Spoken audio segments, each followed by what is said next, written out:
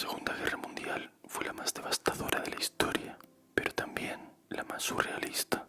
Hoy te voy a contar 45 historias reales que parecen sacadas de una película. Murciélagos bomba, ejércitos fantasma, soldados que tocaban la gaita mientras caían bombas y decisiones que cambiaron el curso de la historia. Si te quedas hasta el final, además, vas a entender la guerra muy bien sin darte cuenta, porque aquí están los datos más curiosos, pero también los momentos más épicos del conflicto, aquellos que cambiarían el mundo para siempre. Esta fue la última casa de Adolf Hitler, un búnker subterráneo a 9 metros bajo tierra, con muros de hormigón de hasta 4 metros de grosor. Tenía su propio sistema de ventilación, depósitos de agua, generadores eléctricos, incluso algunas plantas y cuadros para hacerlo más acogedor. Podía resistir bombas, pero no podía resistir la realidad. Berlín estaba cayendo. Los soviéticos tomaban la ciudad calle por calle y, sin embargo, Hitler era incapaz de aceptarlo. Siguió dando órdenes allí abajo, como si aún se pudiera hacer algo. Movía divisiones que ya no existían, exigía contraataques imposibles, fingía que todavía podía cambiar el rumbo de la guerra, rodeado de oficiales agotados y mapas que ya no servían para nada. El Tercer Reich se venía abajo. Los tanques soviéticos estaban tan solo a unas pocas calles y en la ciudad solo quedaban ancianos, civiles y unos pocos adolescentes con fusiles. Pero, ¿y si los nazis hubieran ganado la Segunda Guerra Mundial? En una realidad paralela, los nazis lanzan bombas atómicas sobre Estados Unidos y el país se rinde. La costa este se queda bajo control nazi, la oeste bajo dominio japonés. Y en medio, una tierra de nadie sin ley. Pero no se quedan ahí. En este universo, los nazis exterminan África, colonizan Marte, completan el Holocausto y desarrollan bombas aún más avanzadas que las nucleares. Es la historia que narra la novela El hombre del castillo, de Philip K. Dick. La serie de Amazon parte de esta idea, pero añade algo aún más inquietante. Los nazis descubren una tecnología cuántica secreta que permite viajar entre mundos paralelos. Un Tercer Reich con el poder de controlar el multiverso. Probablemente en ese mundo el desarrollo tecnológico sería incluso mayor que el actual, pero también mucho más oscuro, porque todo lo que no encajara con la visión del Reich habría sido prohibido, borrado o eliminado. Y quizá lo más inquietante es esto. No parece un mundo tan lejano al nuestro. Una decisión diferente, desembarcar un día antes en Normandía, o que los nazis hubieran creado primero la bomba atómica, y esa realidad distópica podría ser la que estuvieras viviendo ahora. Pero empecemos por el principio. El 1 de septiembre de 1939 comenzó la guerra. Los nazis invadieron Polonia con una velocidad y potencia nunca vistas. Sus aviones, tanques y unidades motorizadas arrasaban ciudades en cuestión de horas. Lo llamaron Blitzkrieg, que literalmente significa guerra relámpago. Los polacos intentaron resistir, pero lo sorprendente es que su ejército consistía sobre todo en caballería. Imagínatelo, tropas galopando a caballo, enfrentándose a una máquina de guerra moderna y despiadada.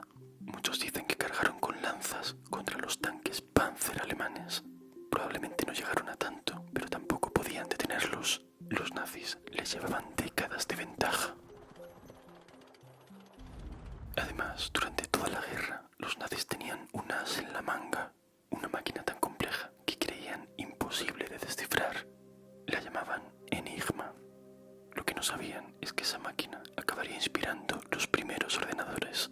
Parecía una máquina de escribir, pero era capaz de encriptar mensajes con más de 150.000 millones de combinaciones posibles.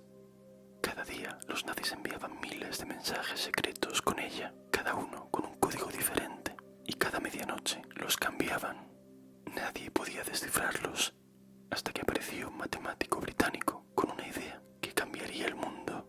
Era Alan Turing, un joven brillante y tímido que, sin saberlo, estaba cambiando el curso de la guerra y de la tecnología. Consiguió descifrar Enigma y sus modelos matemáticos acabarían inspirando los primeros ordenadores. Incluso sentaron las bases de lo que hoy llamamos inteligencia artificial. La Segunda Guerra Mundial fue una guerra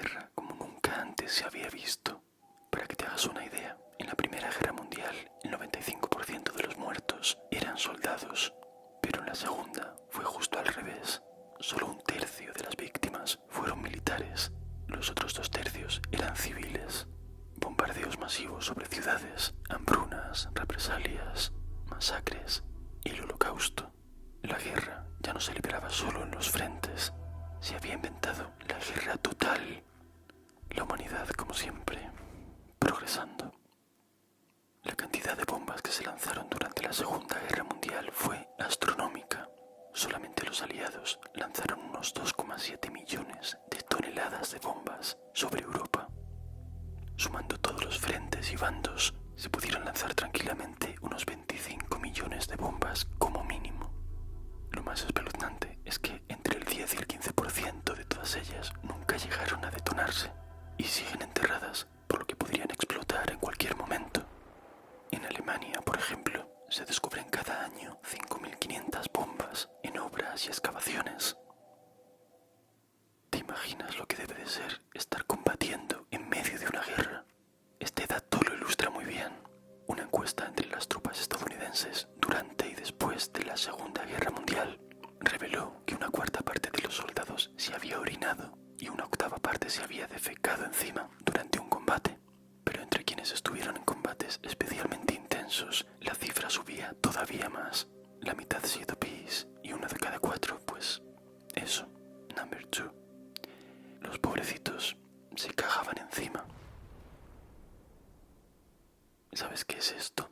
Parece un búnker, pero en realidad era prácticamente una ciudad subterránea pensada para la guerra y se llamaba la Línea Maginot. La construyó Francia tras la Primera Guerra Mundial y no era una muralla cualquiera. Era un complejo subterráneo gigantesco con cañones, ferrocarril interno, generadores eléctricos, cocinas, dormitorios, ascensores y hasta salas de recreo. Literalmente era como un nivel de Doom, pero real. Quizá te preguntes si era tan estupenda como es que acabaron invadiéndolos otra vez, porque los nazis invadieron Francia en la Segunda Guerra Mundial el 10 de mayo de 1940. Y no solo Francia, también Bélgica, Luxemburgo y los Países Bajos al mismo tiempo. El pack completo. El golpe maestro fue que no atacaron de frente la línea Maginot, como esperaban los franceses, sino que la rodearon, atravesando el espeso bosque de las Ardenas, que los generales franceses creían impenetrable para un ejército moderno. Error. Los nazis atravesaron las Ardenas con tanques, como si el bosque no existiera. Dieron un rodeo y Francia cayó en pocas semanas. Pero cuando los nazis tenían controlada media Europa, construyeron su propio sistema de defensa, uno impresionante, el Muro Atlántico, más de 2.600 kilómetros de costa fortificada desde el sur de Francia hasta el norte de Noruega. Emplearon 11 millones de toneladas de hormigón y 1 millón de toneladas de acero. No era tan sofisticado como la línea Maginot, pero sí mucho más eficaz para la guerra de aquel momento. Cuando los aliados llegaron a Normandía, los alemanes estaban esperando en búnkeres como este. Formaban parte del Muro Atlántico. Había nidos de ametralladoras escondidos, cañones antitanque camuflados, minas, trampas, todo cubierto con metros y metros de concreto. Desde allí disparaban con ventaja, mientras los soldados aliados trataban de avanzar por la playa, bajo una lluvia de fuego, especialmente en Omaha Beach, donde el terreno elevado y las posiciones alemanas causaron una auténtica masacre. Pero eso lo veremos luego.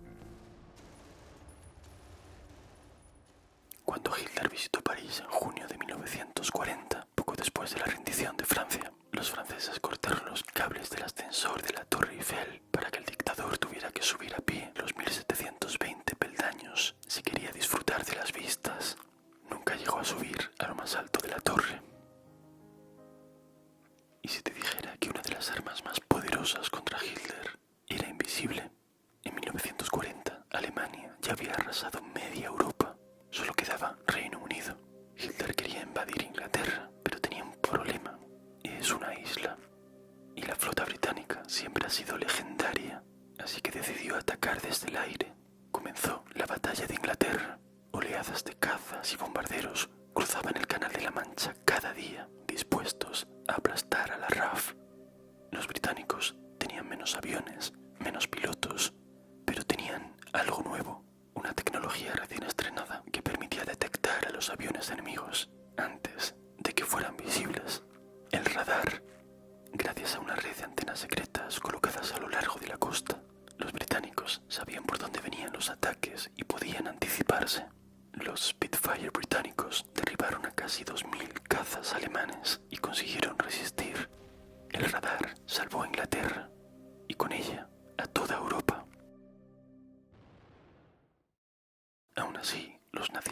lanzaron sobre Londres al menos 12.000 toneladas métricas de bombas. Fueron 9 meses en los que cada noche millones de británicos iban a dormir sin saber si despertarían al día siguiente, mientras el cielo rugía con bombas alemanas y la ciudad ardía entre sirenas, gritos y fuego. Durante los sangrientos bombardeos de Londres surgió un héroe totalmente inesperado, un perito callejero llamado Rip. Fue adoptado por una patrulla antiaérea solamente porque les cayó bien, pero enseguida, sin ningún entrenamiento previo, empezó a olfatear por su cuenta entre los escombros y a encontrar supervivientes. Salvó tantas vidas que acabó inspirando el entrenamiento de perros de rescate y hasta recibió una condecoración, la medalla Deakin, la más alta distinción animal en tiempos de guerra.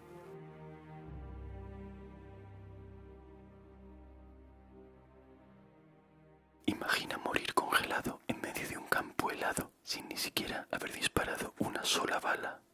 Estamos en verano de 1941. Tras fracasar en su intento de invadir Inglaterra, Hitler cambia de táctica, lanza la Operación Barbarroja, convencido de que tomará Moscú en cuestión de semanas. 3 millones de soldados nazis cruzan la frontera soviética. Ya ha arrasado Europa y cree que los soviéticos caerán igual de rápido. Pero no cuenta con la estrategia despiadada de Stalin. Tierra quemada. Los soviéticos destruyen sus propias aldeas, cosechas, puentes, fábricas, para que no quede nada que los nazis puedan aprovechar. Y entonces llega el brutal invierno ruso, con lo que tampoco contaba. A menos 30 grados, los tanques se congelan, las armas fallan, miles de soldados alemanes mueren de frío, sin ropa adecuada ni suministros. Los nazis no llevaban ropa de invierno adecuada. Hitler pensaba que la campaña acabaría antes del invierno. Spoiler, no acabó. Y el frío hizo lo que ningún ejército había logrado: frenar a los nazis en seco. ¿Sabes que Hitler planeaba convertir Moscú en un lago? Durante la Operación Barbarroja, Hitler no solo quería conquistar la capital soviética, sino borrarla del mapa, literalmente. El plan era destruir toda la ciudad y abrir presas para inundarla por completo. Moscú iba a convertirse en un gigantesco embalse, pero el invierno ruso y la resistencia soviética frustraron el delirio del Führer. Las SS eran la organización más prestigiosa dentro del Tercer Reich. Fueron responsables de la solución final y de muchos otros actos de terror y destrucción perpetrados por el régimen nazi. Si eras soldado de las Waffen-SS, su sanguinario cuerpo de combate, tenías una probabilidad de morir del 35%. Eran las tropas de choque nazis y fueron arrojadas al frente como carne de cañón. En los campos de exterminio había orquestas. En Auschwitz, los nazis obligaban a los prisioneros músicos a tocar mientras se llevaban a otros prisioneros a las cámaras de gas. También usaban la música para calmar a los recién llegados y evitar rebeliones. Muchos músicos murieron en los campos tras tocar su último concierto.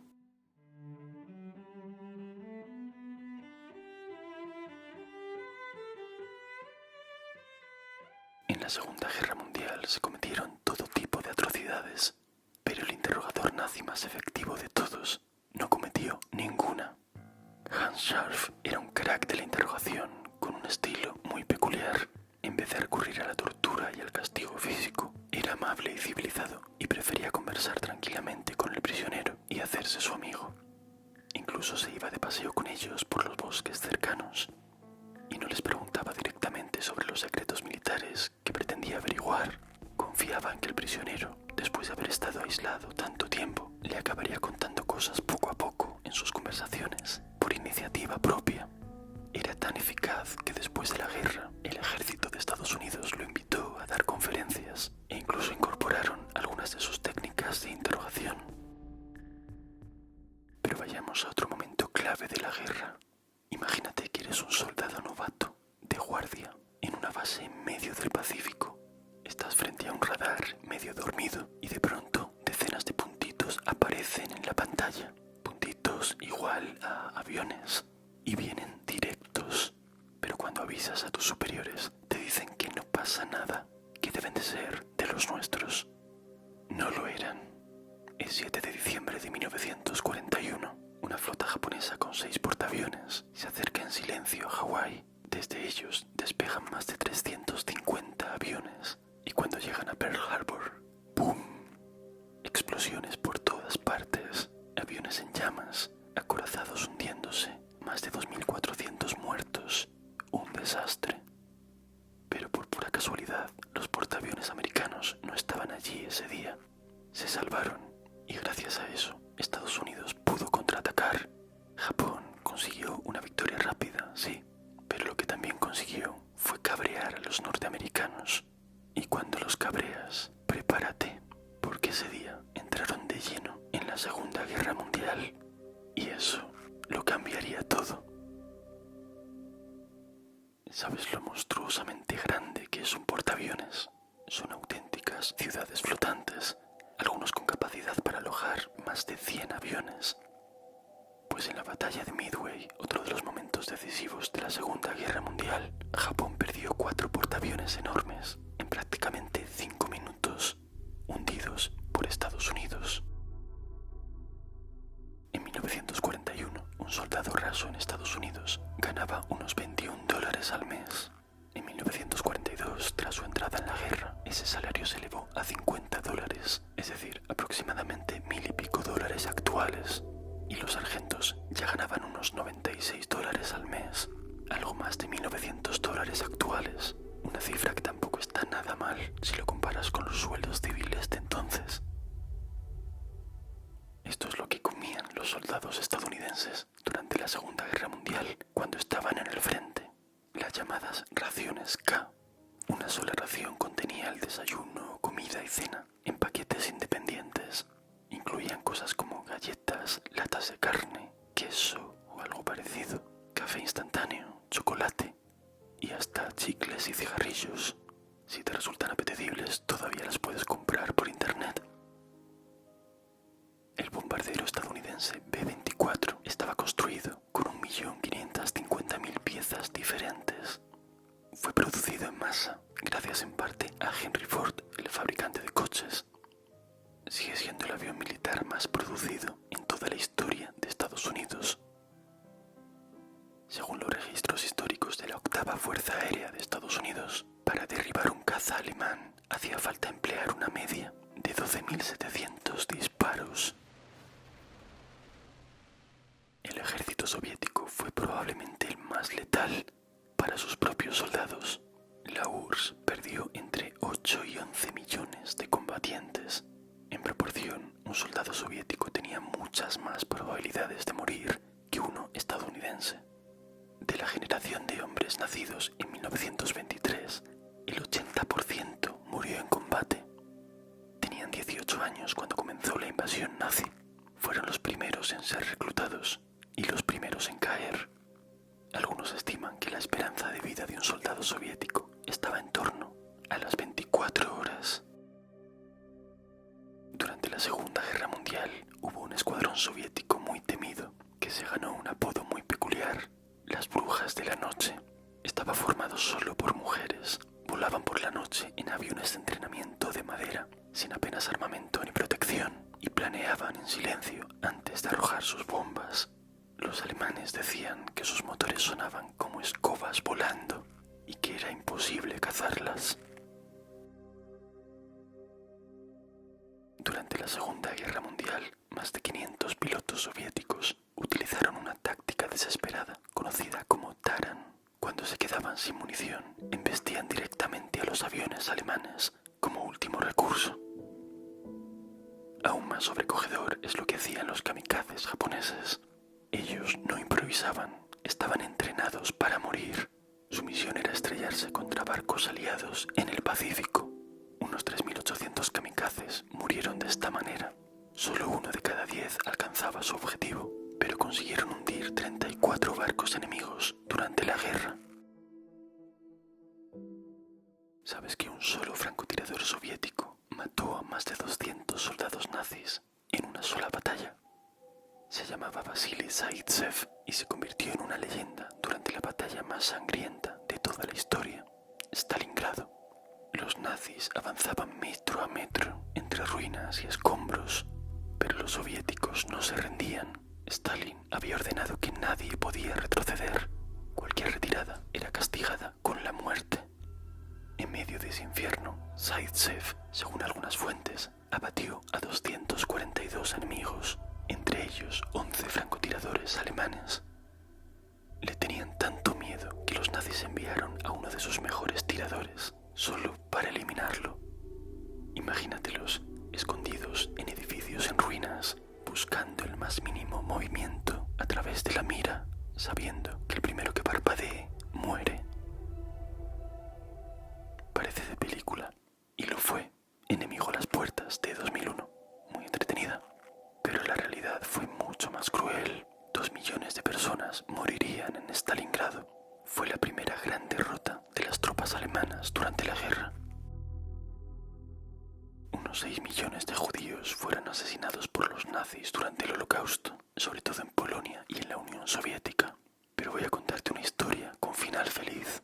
¿Sabes cuál fue el único país ocupado por los nazis en el que casi todos los judíos sobrevivieron? Dinamarca. Lo invadieron en 1940 con la intención de llegar luego a Noruega y controlar el Mar del Norte. Como los daneses eran muy inferiores en número, se rindieron en solo un par de horas. Más tarde, en 1943, los nazis planeaban deportar a los 7.500 judíos que vivían en el país. Pero ocurrió el milagro. La resistencia danesa, con la ayuda de médicos, policías, pescadores y hasta vecinos random, organizó una operación masiva para esconderlos en casas, iglesias y hospitales. Y en apenas unos días, más de 7.200 judíos fueron llevados en pequeñas barcas hasta Suecia, que era un país neutral. Fue un caso extraordinario que no se dio en otros países de Europa, porque en Dinamarca los judíos formaban una comunidad pequeña y mucho más integrada en la sociedad. No vivían en guetos como en Polonia, y el gobierno no colaboró con los nazis como en Francia. Por eso toda la sociedad los ayudó y la mayoría se salvaron. Durante la Segunda Guerra Mundial, Estados Unidos ideó un arma bastante insólita: murciélagos incendiarios. Planeaban lanzar sobre Japón miles de bombas con murciélagos mexicanos hibernando dentro, atados a pequeñas bombas incendiarias. La idea parece pensada por un niño de 13 años, pero en realidad tenía sentido. Al ser liberados, los murciélagos se dispersarían y se posarían sobre los techos de las casas de Tokio, que en su mayoría eran de papel, reduciéndolos a cenizas. Pero en las pruebas que se hicieron en Nuevo México, algo salió mal. Parece que un murciélago mexicano rebelde se coló en un hangar y provocó un incendio que hizo explotar un tanque de combustible. Se canceló el proyecto, pero su sustituto resultó ser algo mucho más devastador para Japón: la bomba atómica. Durante la Segunda Guerra Mundial, Reino Unido lanzó más de 16.000 palomas desde paracaídas sobre la Europa ocupada. Tenían una importante misión: llevar mensajes secretos a través del frente, sin ser detectadas. Los transportaban en pequeños tubos atados a una de sus patas o al dorso. Varias fueron clave en el día D y muchas acabaron condecoradas con una medalla de honor. ¿Sabes que los artistas ayudaron a ganar batallas en la Segunda Guerra Mundial? Los estadounidenses crearon el llamado Ejército Fantasma. Era una unidad secreta formada por dibujantes, escenógrafos, diseñadores de sonido y hasta actores de teatro. Su misión no era disparar, era engañar al enemigo. Diseñaban tanques hinchables, camiones falsos hechos de tela y hasta aviones de cartón colocados estratégicamente para parecer reales desde el aire. Grababan sonidos de tropas en movimiento y los reproducían con altavoces gigantes en mitad de la noche. El Ejército Fantasma consiguió sembrar el caos y engañar a los alemanes en muchas contiendas, y fue clave en uno de los momentos más decisivos de la guerra: el desembarco en Normandía. El desembarco de Normandía fue uno de los momentos más decisivos de la Segunda Guerra Mundial y probablemente de todo el siglo XX. El 6 de junio de 1944, más de 150.000 soldados aliados, principalmente estadounidenses, británicos y canadienses, desembarcaron en las costas de Normandía para tratar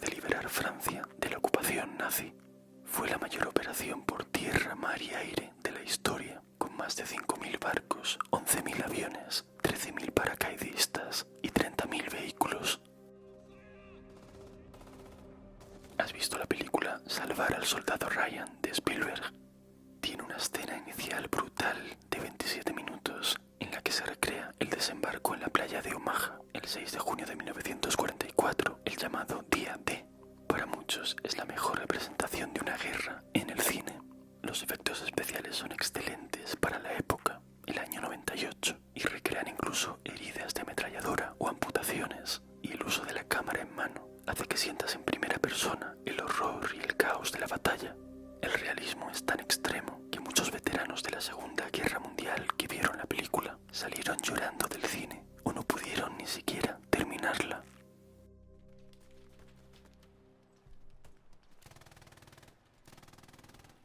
La madrugada del 6 de junio, durante el desembarco de Normandía, Hitler estaba durmiendo a pierna suelta porque no creía que los aliados fueran a atacar ese día. Los generales alemanes tenían que mover sus divisiones de tanques porque estaban en otro sitio, en Calais, que era donde les habían hecho creer que iban a desembarcar. Fue una estrategia de despiste legendaria que se llamó Operación Fortitude. Parte del plan incluía el famoso Ejército Fantasma, tanques inflables, señales de radio falsas y hasta paracaidistas falsos. Son mi parte favorita del plan. Literalmente, muñecos de trapo lanzados desde aviones que incluso hacían ruido al aterrizar y confundieron todavía más a los alemanes. Para mover los tanques necesitaban autorización directa de Hitler, pero nadie se atrevía a despertarlo porque el pintor austriaco imponía incluso dormido. Los soldados alemanes morían en la playa y mientras Adolf, roncando. ¿Sabes que uno de los soldados que llegaron a Normandía el día D lo hizo tocando la gaita? Se llamaba William Millin y era escocés. Mientras las balas silbaban por el aire y los soldados caían a su alrededor, él caminaba por la playa, armado únicamente con su gaita, tocando canciones tradicionales escocesas.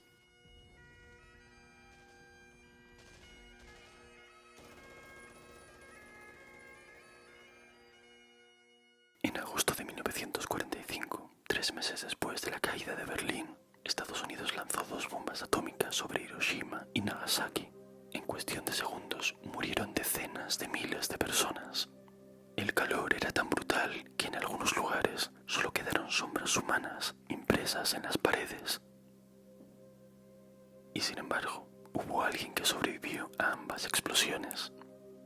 Tsutomu Yamaguchi estaba en Hiroshima por trabajo cuando cayó la primera bomba atómica. A pesar de las heridas y del shock, consiguió huir y se fue a su ciudad natal para recuperarse. Pero su ciudad natal era Nagasaki. Así que 3 días después volvió a ver ese devastador hongo en el cielo. Debió de ser como una pesadilla, pero sobrevivió 2 veces y vivió hasta los 93 años para contarlo.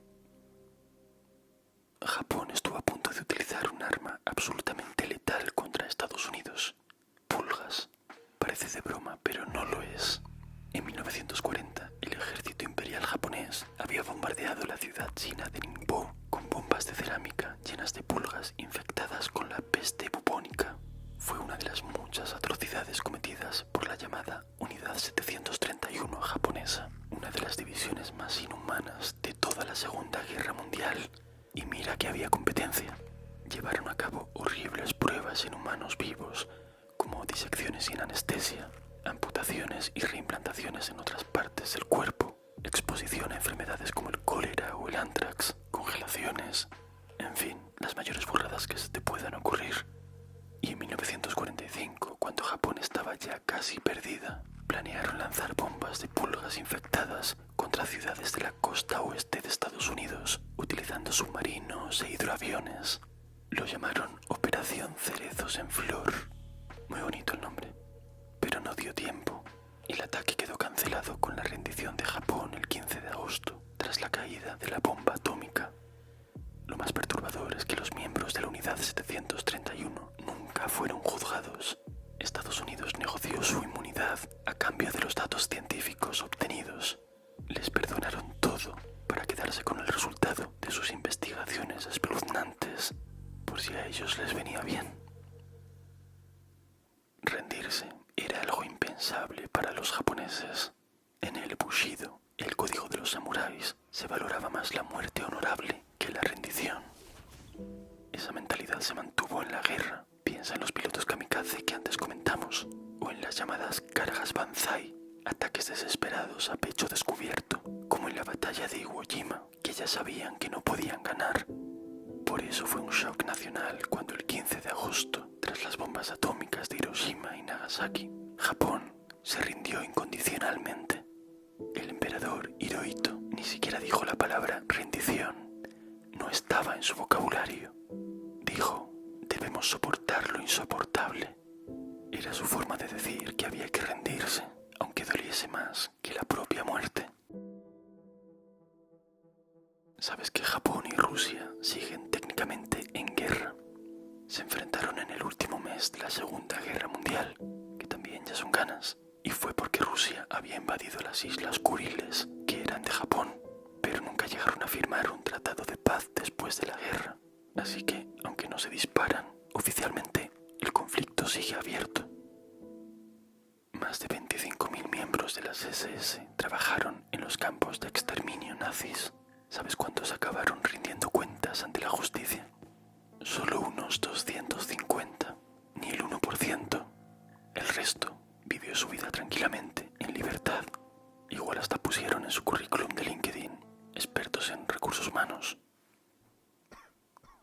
Justo antes del día D, decenas de miles de soldados aliados estaban destinados en Reino Unido y parece que muchos se enamoraron perdidamente de las lugareñas. Con lo guapos que son los ingleses no me extraña. Se calcula que más de 100.000 soldados estadounidenses y canadienses se prometieron o casaron con mujeres británicas, tantos que hubo que organizar barcos especiales para llevar a las nuevas esposas a América. ¿Sabías que la llegada del hombre a la Luna en 1969 probablemente no hubiera sido posible sin los nazis? Suena un poco raro, pero es verdad. Estados Unidos reclutó a muchos científicos alemanes después de la guerra en lo que se llamó la Operación Paperclip. Uno de ellos fue Werner von Braun, el artífice de un arma devastadora, los cohetes V2. Eran muy innovadores en su momento porque lograban elevarse hasta el espacio exterior, lo que los hacía indetectables a los radares antes de caer y asolar ciudades como Londres o Amberes. Braun, que era ingeniero aeroespacial, no estaba de acuerdo con el uso que le daban los nazis a sus descubrimientos científicos y dijo literalmente: es lamentable que nuestros cohetes sean utilizados para matar. Lo que nosotros diseñamos para abrir caminos hacia otros planetas no puede ser utilizado para destruir el nuestro. Más tarde se convertiría en una figura clave en el programa espacial de Estados Unidos, concretamente en la misión Apolo que llevó al hombre a la Luna en 1969. En 1939, la guía telefónica de Nueva York incluía a 22 personas con el apellido Hitler. 6 años después, tras la Segunda Guerra Mundial, no quedaba ni una. Y en todo el mundo, en 2025, hay unas 4.600 personas con el apellido Hitler, sobre todo en países de África. Así que probablemente hay muchos más Hitlers negros que blancos. Si has llegado hasta aquí, deja en los comentarios la palabra kamikaze y muchas gracias por ser un michicurioso del canal. Un abrazo muy especial para Cucho, Sara Cifuentes, Pokeluxio, Rodra, Nahuel González, Martín y Tiaguito por apoyar el canal siendo Michis VIP. Y nos vemos en el próximo vídeo.